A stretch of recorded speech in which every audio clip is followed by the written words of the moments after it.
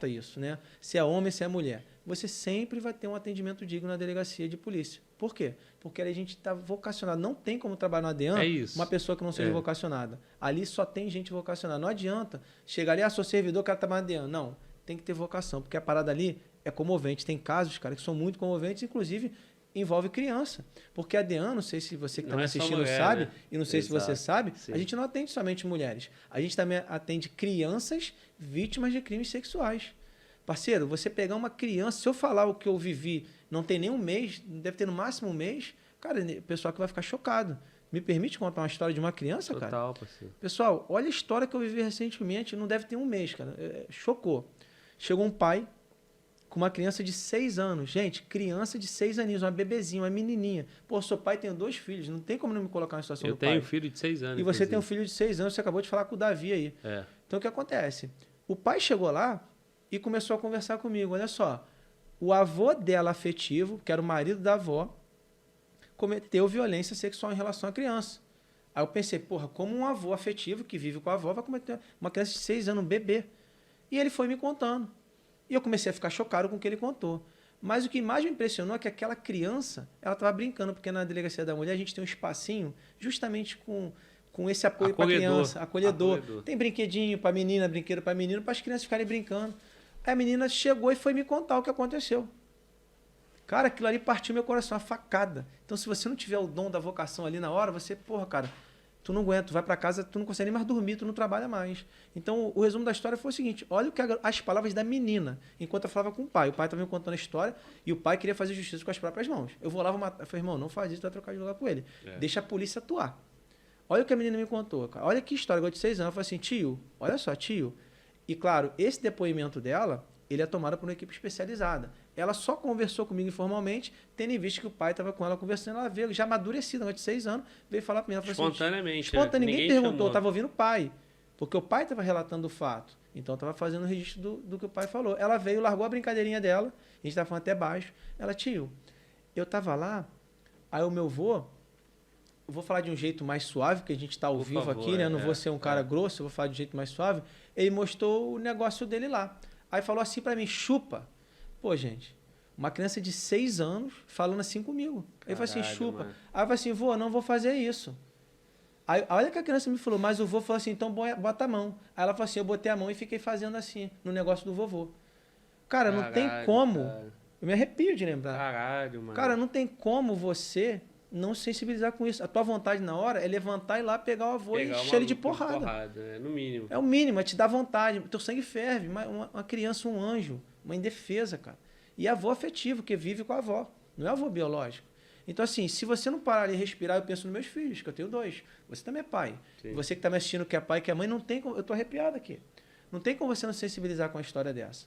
Então, se você não chegar ali, fizer teu trabalho friamente, dentro da legalidade, você acaba perdendo. E você vai para casa, sabe como? Arrasado. Então é muito difícil, parceiro. Cara, trabalhar DEAN é pesado, não é ser servidor, cara. Tem que ser um policial, tem que ser um psicólogo, tem que ser pai, tem que ser tudo. Então, assim, é difícil, não é fácil. Então, assim, você chegar ali e desligar, não dá. Tu vai para casa com aquilo na cabeça. Aí tu chega na tua casa, tu quer abraçar teu filho, tu quer abraçar tua família. Ver como é bom, né? Você tá ali acolhendo a tua família. Então, assim, a violência, ela acontece de várias formas, inclusive em relação a esses anjos, essas crianças, isso é inadmissível, parceiro. Agora, irmão, me corrija se eu estiver errado, cara. Não tem tanto amparo para pedofilia. Assim, amparo legal? É um conjunto de coisas, não da polícia. Chegou a denúncia ali, mas não tem organismos. Não, entendi. E quando tem operação, choca tanto que as pessoas não querem nem ver. Tem isso. E também um relativismo assim, como se fosse... natural. É um crime, entendeu? A pessoa só pensa na morte, no estupro. É um crime grave. É um crime, mas inclusive, hediondo. Caralho, isso que eu tô te falando. Então, assim, é uma parada, cara, que tinha que ser, assim, cara, prioridade 0. Sabe qual é? Mas aí que entra o problema. Isso acontece, Glauber, é o seguinte, nós temos as nossas leis. E a culpa de termos essas leis, cara, que são garantistas, é nossa. Porque fomos nós que votamos em A, nós que votamos em B, nós que votamos em C, lá para o nosso Senado Federal e para a nossa Câmara, para que eles criem e editem as leis. Fomos nós. Então, os nossos legisladores estão lá porque nós os escolhemos. Então, você pega a legislação hoje, a legislação é garantista. O que seria o sonho, meu sonho como policial? Receber aquela criança. Cara, não tem como uma criança falar aquilo sem ter acontecido. Impossível uma criança inventar isso. Qual era o meu sonho? Eu ter mecanismos legais para sair ali. Espera aí. Eu vou lá prender ele agora. Está preso. Eu queria que fosse assim, mas não dá. Em relação a esses crimes sexuais e domésticos, eles ocorrem num âmbito muito escondido. Porque geralmente, imagine, o agressor é a mulher dentro de casa. Não tem testemunha. Sim. O cara mete a porrada na mulher e a palavra dela contra dele. E se a mulher tentar pegar o celular, o cara toma. O cara quebra. Então, esse tipo de crime sexual e violência doméstica ele é muito difícil justamente por causa disso. E muita situação que tu não consegue nem ter o corpo de delito. Não consegue. Até porque tem vítima que vai lá 2, 3, 4 anos depois. Que a pessoa não se dá conta que está sendo estuprada. Tem mulher casada. Depois de um tempo, que depois se de um tempo ela fala, tal. calma aí, cara, eu estava sendo estuprada. Ele fazia força, eu não queria, ele me forçava. Então não tem mais o exame de corpo de delito. Mas, assim, entendimento, jurisprudência, a palavra da vítima tem uma força muito grande nesse tipo de crime. Porque é um crime que ocorre geralmente escondido. Eu não vou pegar uma criança de 6 anos e vou estuprar no meio da rua.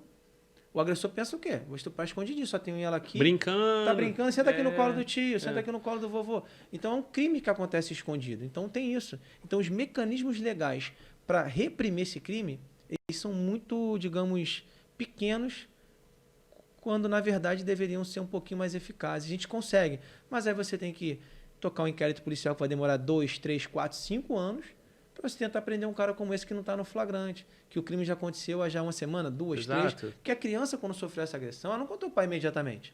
Porque se ela contasse imediatamente, logo após a gente partiria lá para diligenciar e prenderia ele em flagrante. Mas ela contou, tipo, semanas depois pro pai, e o pai foi lá para contar pra gente. Então a gente tinha que tocar um inquérito policial. Não, e aí tem toda aquela pressão familiar, aquela dúvida. Cara, tá foda. Que até o pai, né, fica numa situação complicada. Porque assim, ele quer enfiar a porrada no maluco, quer ter uma justa causa, mas ele não consegue evidenciar essa justa causa para a própria família e fica... Cara, é isso mesmo. A família fica contra. Nesse caso aí, o avô afetivo, ele era marido da mãe da mãe. Essa avó era a avó materna. Uhum. E ele é separado da mulher. Entendeu a história? Tem o cara... Tem a mulher, tem a filha de 6 anos. A própria mãe não estava apoiando... A própria mãe da mãe, que é vó da criança, ela não estava acreditando, não é possível que ele fez isso, não é possível. Aí tu pensa, como é que uma criança de 6 anos vai me falar um cenário horrível desse, uma coisa hedionda dessa? Mas então você, até dentro da família, você tem isso, cara. É difícil, porra, cara, é difícil pra cacete. Pois é, irmão. Mas assim, a gente não vê tanto, cara. É comum. Tem muito. A gente não vê tanta notícia. Eu acho até que tem determinados crimes que eu acho que é até salutar você não tá dando muita exposição. Por causa da intimidade. Por causa da intimidade, por conta para tu não estimular a mente doentia e tal. Porque assim, aconteceu um crime bárbaro, acontece outro na outra cidade, acontece tal e não sei o quê. Por quê? A mente doentia é estimulada. O cara quer ibope, o cara quer destaque, ele fala, eu vou fazer. Acho que é mais ou menos por aí. É por aí.